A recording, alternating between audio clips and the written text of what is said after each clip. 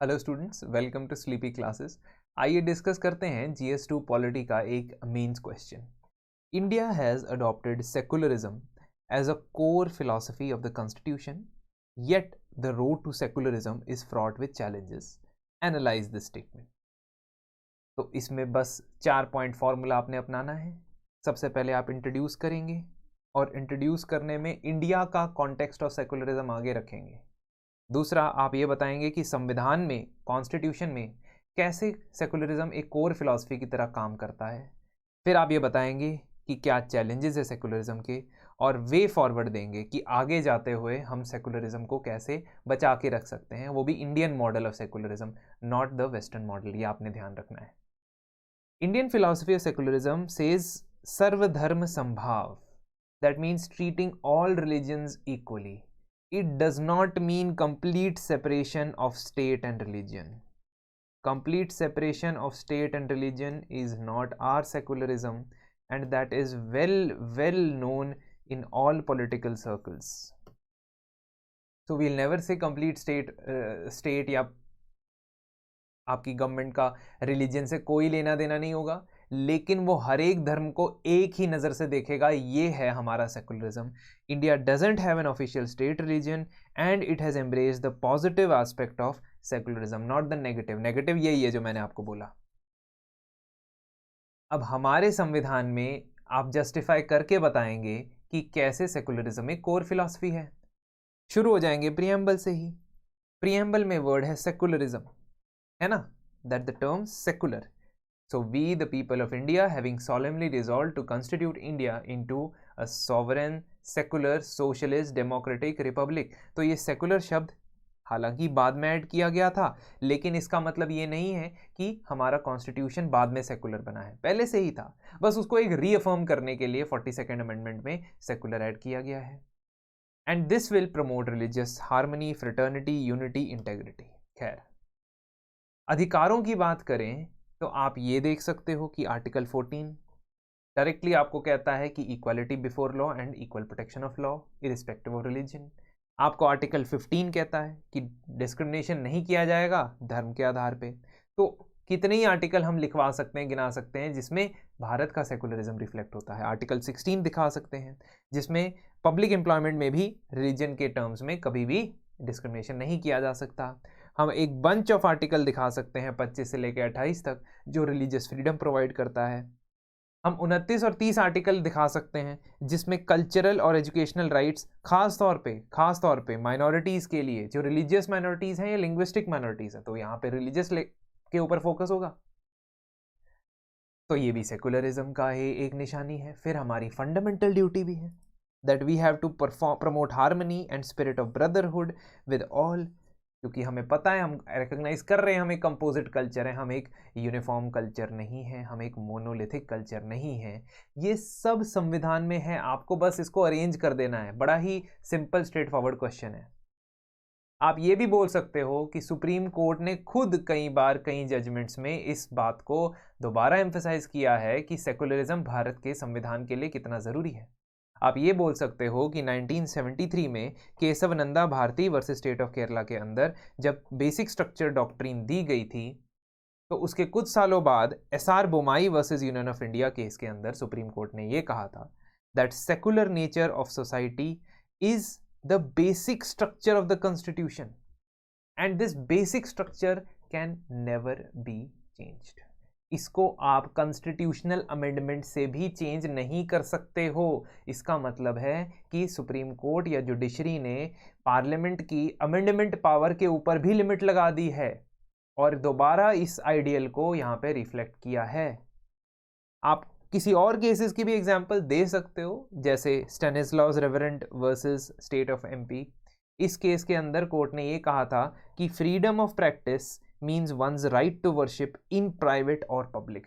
तो ये ओपन और पॉजिटिव एस्पेक्ट ऑफ सेकुलरिज्म है। अगर कोई प्राइवेटली वर्शिप करना चाहता है वो भी भारत में कर सकता है, अगर वो पब्लिकली पब्लिक प्लेटफॉर्म पे वर्शिप करना चाहता है तो विद ड्यू परमिशन वो भी कर सकता है। कहने का मतलब कि separation of society from religion या separation of public sphere from religion ये कॉन्सेप्ट नहीं है, और ये बार बार सुप्रीम कोर्ट भी कहता आया है। अब आप चैलेंजेस क्या देखते हैं जो सेकुलरिज्म के सामने नज़र आते हैं? एक चैलेंज तो ये है कि हमारे देश में अभी भी रिलीजियस पोलराइजेशन की पॉलिटिक्स चली जाती है। तो mobilisation of votes on the grounds of identities, specially religious identities and also caste identity, ethnic identity, ये इंडियन सेकुलरिज्म के लिए खतरा है कि जब आप रिलीजन या धर्म के नाम पे वोट मांगते हो, despite there being acts like representation of people act that stop you from doing it, और वो इम्प्लीमेंट नहीं होते हैं, तो वो चैलेंज बन जाता है। अगला है राइज ऑफ फंडामेंटलिज्म एंड ऑब्सकुरेंटिज्म। तो फंडामेंटलिस्ट थ्योरी क्या कहती है कि एक अगर आप किसी रिलीजन के फंडामेंटलिज्म वाले एस्पेक्ट को स्टडी करते हो तो उसका ये मानना है कि जो भी हमारे रिलीजन स्क्रिप्चर है उसकी इंटरप्रिटेशन सिर्फ एक ही सही है, बाकी कोई भी इंटरप्रिटेशन सही नहीं है। उसके अलावा कोई भी इंटरप्रिटेशन देता है, चाहे वो हमारे धर्म से हो या ना हो, वो गलत है, और जो इस इंटरप्रिटेशन ऑफ स्क्रिप्चर को नहीं मानता है वो हमारा एनिमी है। ये फंडामेंटलिज्म का बिल्डिंग ब्लॉक है, और ऐसा कई जगह देखा जाता है जो चैलेंज बन के उभरता है भारत के सेकुलरिज्म के अंदर। और ये politics of caste and religion already discussed in first point. You can write, एक तो पॉलिटिक्स का पॉइंट अलग लिख सकते हो, और एक ओवरऑल सोशल डिस्कोर्स के अंदर या मीडिया के अंदर जो पोलराइजेशन होती है उसको भी आप एक चैलेंज लिख सकते हो। फिर हमने कई कम्युनल वायलेंस के इंसिडेंट्स भी देखे हैं इन रिसेंट टाइम्स ऑल्सो और in the past that become a challenge because they create an atmosphere of hatred. ये एटमॉस्फेयर ऑफ हेट्रेड बनाते हैं, इसलिए सिर्फ ये एक इवेंट नहीं होते हैं, ये आने वाले कुछ समय के लिए लोगों की साइकोलॉजिकल इम्पैक्ट डालते हैं, और इसकी वजह से कुछ कम्युनिटीज़ के बीच में डिस्ट्रस्ट क्रिएट हो जाता है। उनके बीच में जब डिस्ट्रस्ट क्रिएट हो जाता है तो उस ट्रस्ट डेफिसिट को ब्रिज करना बड़ा मुश्किल होता है। इसीलिए कम्युनल वायलेंस एक चैलेंज है सेकुलरिज्म के लिए। नए नए चैलेंजेस आ रहे हैं जैसे जैसे टेक्नोलॉजी बढ़ती जा रही है। तो सोशल मीडिया एक चैलेंज है सेकुलरिज्म के लिए। कैसे? आजकल किसी भी सोशल मीडिया एप्लीकेशन के द्वारा आप रेडिकलाइजेशन कर सकते हैं किसी भी पर्टिकुलर रिलीजन के अगेंस्ट या फेवर में।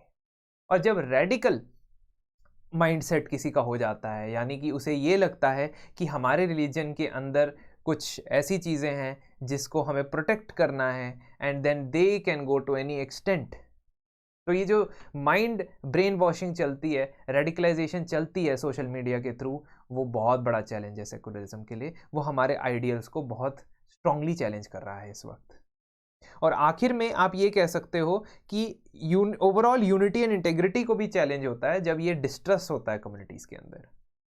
तो ये आपने चैलेंजेस लिस्ट आउट कर दिए। अब आप आखिर में ये बताएंगे कि क्या कुछ चीज़ों के ऊपर काम किया जा सकता है जिससे हम सेकुलरिज्म को वापस हमारे मेन स्ट्रीम डिस्कोर्स में लाएं, और वो भी इंडियन सेकुलरिज्म को, वेस्टर्न सेकुलरिज्म को नहीं। तो ऐसा कहा जा सकता है कि परमानेंट एक नेशनल इंटीग्रेशन काउंसिल बनाई जाए जिसमें सारे धर्म के रिप्रेजेंटेटिव्स हों और वो एक यूनाइटेड मैसेज दे भारत के लोगों को। तो ये एक कदम उठाया जा सकता है।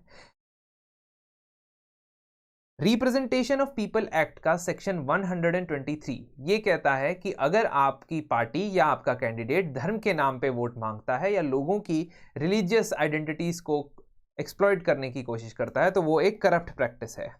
लेकिन भारत में कई बार ऐसा होता है कि ऐसी चीज़ होती भी है लेकिन इलेक्शन कमीशन कोई सज़ा नहीं सुना पाता, क्योंकि इलेक्शन कमीशन के पास वो पावर्स नहीं है जो उसके पास होनी चाहिए। वो कैंडिडेट्स को कुछ समय के लिए सस्पेंड कर सकता है लेकिन वो कैंडिडेट्स को डिस्क्वालीफाई नहीं कर पाता है because they have certain limitations. They can not also D register political parties. तो इस वजह से आप कह सकते हो कि इलेक्शन कमीशन को अगर ज़्यादा पकड़ बनाने दिया जाए, ज़्यादा पावर्स दी जाए इलेक्शन के टाइम पे, तो एटलीस्ट ये जो इलेक्शन वाला पोलराइजेशन का माहौल है वो कम हो सकता है। आप ये बता सकते हैं लोगों को कि पास्ट हेरिटेज में उन चीज़ों पे फोकस किया जाए जिसमें लोगों की यूनिटी इन्वॉल्व थी, और ऐसे कई सारे मॉन्यूमेंट्स भारत में हैं जो यूनिटी का सबूत हैं। कई सारे ऐसे मॉन्यूमेंट्स आसपास में हैं जो दोनों हिंदू और मुस्लिम एंड इवन सिख और एनी अदर कम्युनिटी के बनाए गए हैं और काफ़ी अच्छे से पीसफुली को एग्जिस्ट कर रहे हैं विदाउट मच कॉन्फ्लिक्ट। तो इन चीज़ों को ज़्यादा हाईलाइट किया जाना चाहिए, although this has not been done in recent past. Secular structures या ऐसे स्ट्रक्चर्स जिनमें रिलीजियस आइडेंटिटी ही नहीं बनी हुई लेकिन other aspects of historical legacy बनी हो, उन चीज़ों को प्रमोट और प्रिजर्व करना चाहिए। लोकल लेवल पे जो पीस कमिटीज़ होती हैं, अभी हमने नेशनल लेवल पे बोला कि इंटीग्रेशन काउंसिल होनी चाहिए, लेकिन उससे भी ज़्यादा ज़रूरी ये है कि लोकल लेवल पे पीस कमिटीज़ ऑलरेडी होती हैं, बट उनकी रेगुलर मीटिंग्स और इवेंट्स होने चाहिए, ताकि और भी ज़्यादा सस्पिशन जो है, हेट्रेड जो है, डिस्ट्रस्ट जो है लोकल लेवल पे वो कम किया जाए। एंड फाइनली कॉन्स्टिट्यूशनल मोरालिटी को फोकस में रखना चाहिए। ये बहुत ही इंपॉर्टेंट कॉन्सेप्ट है, डॉक्टर बी आर अम्बेडकर ने एक्सप्लेन भी किया हुआ है और इसके ऊपर यूपीएससी में पहले भी सवाल पूछे जा चुके हैं। कॉन्स्टिट्यूशनल मोरालिटी यानी कि संविधान को अपने मॉरल्स का एक सोर्स मानना, ये बहुत ही इंपॉर्टेंट है और इस चीज़ को प्रमोट करना चाहिए। लोगों की बातचीत में यही चीज़ रिफ्लेक्ट करनी चाहिए। अब क्योंकि संविधान के अंदर हम लोग रहते हैं, इसलिए हमें उसके हिसाब से ही अपनी मोरालिटी जज करनी चाहिए। Although religious morality is also a thing and it also needs to be followed, but that does not mean कि हम कॉन्फ्लिक्ट में आ जाए बाकी रिलीजन्स के साथ। तो इसीलिए कॉन्स्टिट्यूशनल मोरालिटी को भी ध्यान में रखना पड़ेगा। तो अगर आप इस आंसर में ये सारे पॉइंट्स लिख देते हो, सारे तो ज़्यादा हो जाएंगे, even if you are able to write 70% of these points, I am very sure that you will get very good marks. Thank you.